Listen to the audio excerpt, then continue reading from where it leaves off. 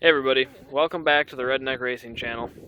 Today's video we have some UMI subframe connectors we're going to be putting on the murder weapon because it's got more horsepower than it did when it came from the factory, and it has T-tops, which altogether combine for not good.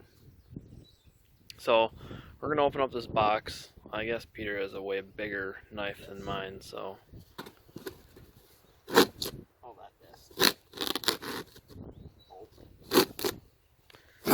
Alright, since that's failing. Well,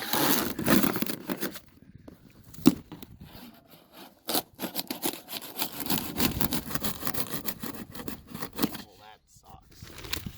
I don't think we even needed to do that because this end is open, but you know. Yeah, just dump her out.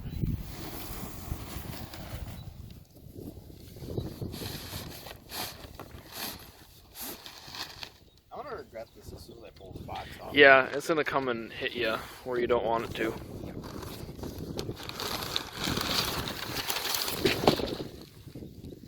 Well, There it is. Instructions, so that's a good sign. Really? I mean, we can eyeball on where it's supposed to go, but oh, there's instructions. Right. Ah, yes. And hardware. Oh, man, they did give us new bolts for those things, so if we snap them off, we can put it back in. Basically, I think the way these go on is pretty much just like that. The reason I went with these is this hooks on right where the lower control arm mounts to the body, which is where when you goose it, that's where the rear end kind of pushes on the car. That and the torque arm. So The color on these is blinding. yeah, I know. The colors are brighter than my future. I wanted to get the black ones, but they were out of black, so I had to get red. I wanted it to be subtle. Now people are going to look under my car and it's going to look way too fancy, which is a problem.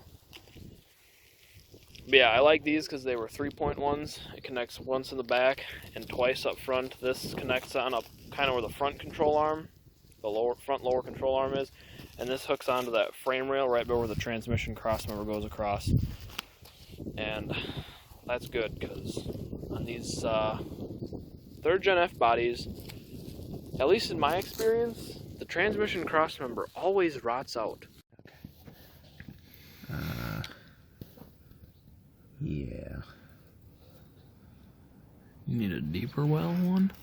Put the chungus on the inside, maybe?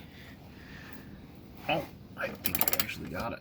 Dude, just like PP blaster, I'm telling you. Okay. You thought I just broke it off. And if I broke it off that easy, there's a problem here. We would have died in about 3 minutes.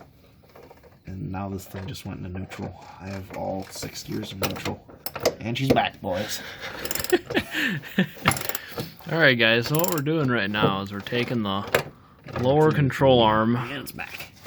off. And it's in neutral again. What the heck is wrong with this ratchet? Oh, it's up against that stinking thing. So the way that these go on here is the back welds onto this part of the frame right here. And the bolt, there's a bolt hole that goes through where the lower control arm is. So you have to take this part of the lower control arm off.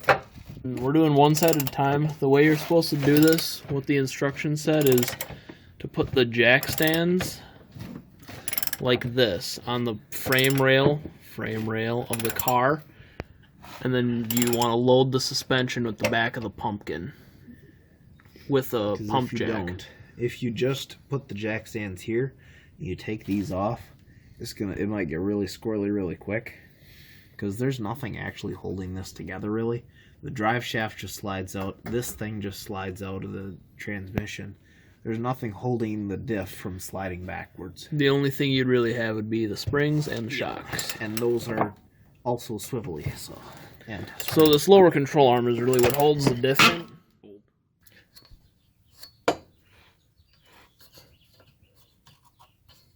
Like that. Is there another tab up front more yet? No. Okay. Alright, we letting this down now? Yep, I think that's all I needed.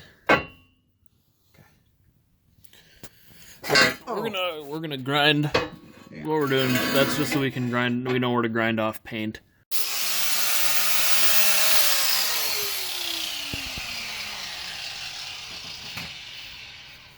All right, guys. So we're getting ready anyways to start slapping her in.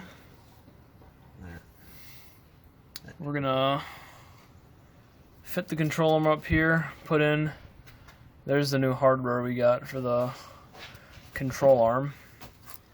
So we're gonna get this in. It's gotta go forward a little bit more. Forward a little bit more, there we go. Right there. Through. I'll get the control arm up in there.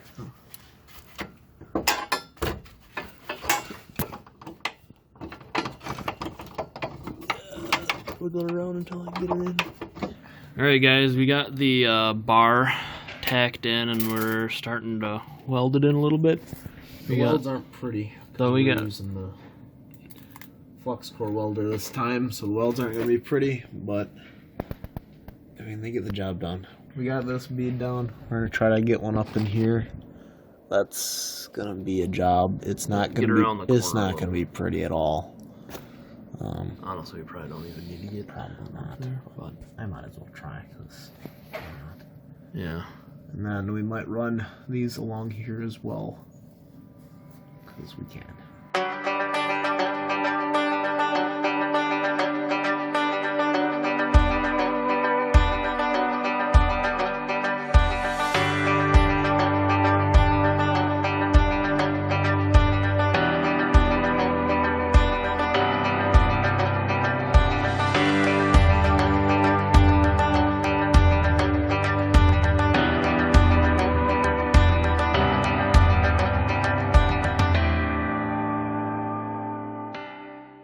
We're working on the passenger side now. We put it back here. We got the third piece tacked on where it's supposed to go, sorta. We hope. And it's easier to weld it on outside than underneath the car. So this is the top side on this side. So that's good.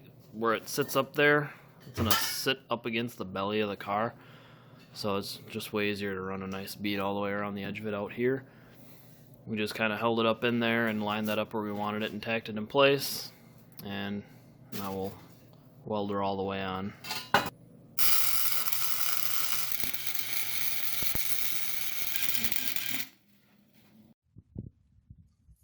Why is there no flash?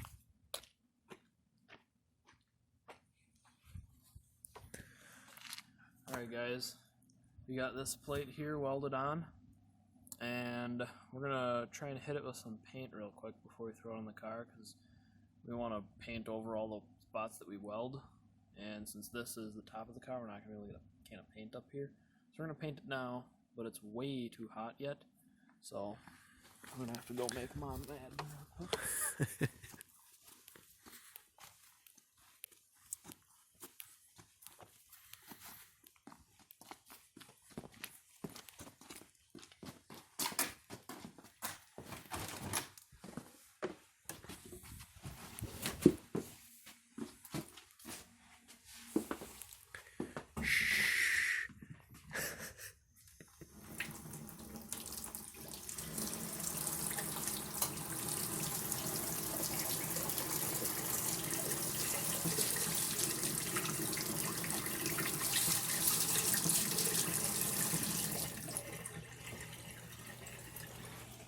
Perfect. Alright guys, we got the passenger side tacked in, and in the process of going in, we tacked the back up, and then we're doing the front up right here right now. We had quite a bit of a gap to fill up in here on the top and the bottom, and around all the sides, plus there's a big hole. So this little shoot down part, but the part up there should be fine. We kind of had to bend this over. That's why we tacked the back first, to not pinch the bolt, because it was a little off, kinda. It wanted to shoot itself like snug up against the side of the rail over here when we bolted it in tight, which pulled all that this way, so we had to pull it back. We're in the process of welding everything together now. We should be done here in probably 15 minutes, maybe a little bit more. As soon as we're done welding, basically. Alright guys, we got the subframe connectors installed. We are completely done with the welding. Probably gonna want to touch these up with some paint at a later date when it's all cooled off and won't light everything on fire, just so that all this fresh metal we just exposed doesn't start rusting all over the place. And I'll maybe I'll actually get some red spray paint. No, I won't. These things are actually really self-explanatory on how to put in, and they definitely fit very well, especially the driver's side. The passenger side was finagling with having two different pieces to try to deal with, which is kind of annoying. The driver's side went in great, and honestly the passenger side went in pretty smoothly too.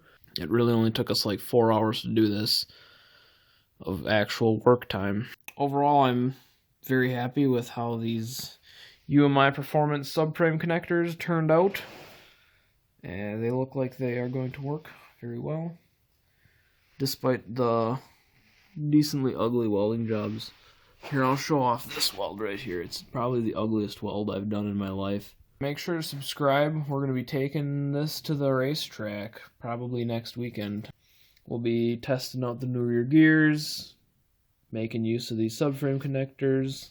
Might also have some stickier tires, but for the sake of testing and control group, I might hold off on new tires until after we test just the diff, and then we'll find out how much new tires actually helps after that. So we're going to call our quits for tonight, and we will see you guys in the next video.